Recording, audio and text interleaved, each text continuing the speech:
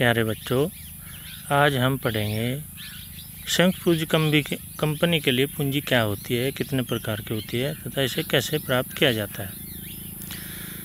पूंजी को व्यावसायिक इकाइयों में, व्यावसायिक उद्योगों में इस तरह से वर्णित किया गया है जैसे मनुष्य के शरीर में रक्त होता है। जब तक मनुष्य के शरीर में रक्त है पूर्णतः तो मनुष्य जीवित है।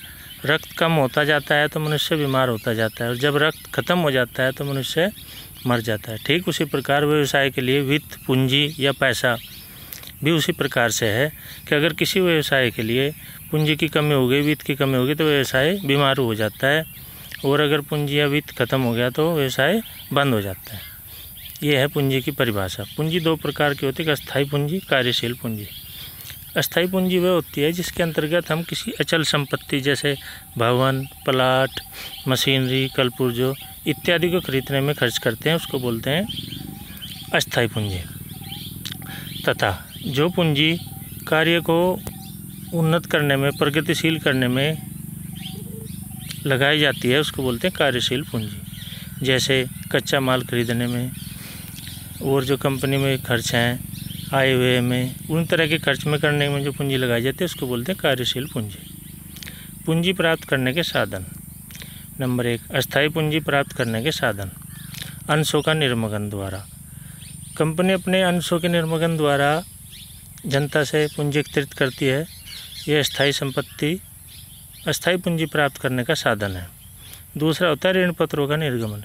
ऋण पत्रों के निर्गमन द्वारा भी कंपनी जनता से पूंजी एकत्रित करती है, इकट्ठा करती है। यह भी अस्थायी पूंजी प्राप्त करने का साधन है। इसमें जो पूंजी प्राप्त होती है वह अस्थायी है, जो कंपनी के फाउंडेशन, स्ट्रक्चर वगैरह में खर्च की जाती है, जिसको जल्दी से वापस नहीं किया जा सकता। दूसरा होता है कार्यशील पूंजी प्राप्त करने के साधन। जब कोई कंपनी तैयार हो गई, उसका स्ट्रक्चर तैयार हो गया, चालू हो गई, कलपुर्जे इत्यादि लगने के बाद तो उसके जो चालू करने में जो खर्च होता है, उसमें जो पूंजी लगती है उसको बोलते हैं कार्यशील पूंजी। इसमें भी कंपनी के पास जब पूंजी की कमी होती है, पैसे की कमी होती है, तो अनेक साधनों द्वारा पूंजी की पूर्ति करती है। जैसे नंबर 1, जन निक्षेप। जनता द्वारा भी कंपनी ऋण उधार ले लेती है, जो बहुत कम मात्रा में होता है, अधिक ब्याज पर होता है, लेकिन व्यक्तिगत अपनी साख के आधार पर कंपनी जनता से भी पैसा ऋण ले सकती है। दूसरा, देसी बैंकर एवं महाजन से ऋण। कंपनियां जो देसी बैंकर हैं या महाजन हैं उनसे भी कुछ समय के लिए पैसा उधार ले लेती है। तीसरा, व्यापारिक बैंकों से ऋण। कुछ व्यापारिक बैंक होते हैं जो कुछ अपना इंटरेस्ट कमाने के लिए, ब्याज कमाने के लिए व्यापार पर ऋण देते हैं, उनसे भी ऋण लेते हैं। औद्योगिक सहकारी समिति से ऋण। यह समिति लघु उद्योगों की वित्तीय आवश्यकताओं की पूर्ति करती है। ये प्रत्येक राज्य में ऋण आदि के रूप में छोटे उद्योगों को आर्थिक सहायता पहुंचाती है। इनसे भी कंपनियां ऋण या पूंजी उधार लेती हैं। विशिष्ट वित्तीय संस्थाओं से ऋण। कुछ संस्थाएं होती हैं जो कंपनियों को ऋण देती हैं, उनसे भी कंपनियां ले सकती हैं। जैसे औद्योगिक विकास bank, union trust of India, राष्ट्रीय लघु उद्योग निगम इत्यादि इत्यादि।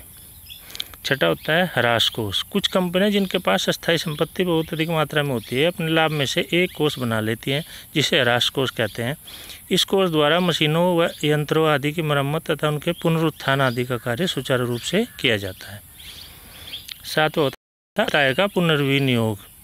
पूंजी प्राप्त करने का यह भी एक आंतरिक साधन है। इसमें कंपनी अपने लाभ का समंश भाग लाभांश के रूप में वितरित नहीं करती, वरन उसका कुछ भाग भविष्य के लिए संचित करके रख लेती है, और इसका प्रयोग अनेक विकास एवं विस्तार संबंधी योजनाओं के अर्थ प्रबंधन औद्योगिक कार्यों में करती है।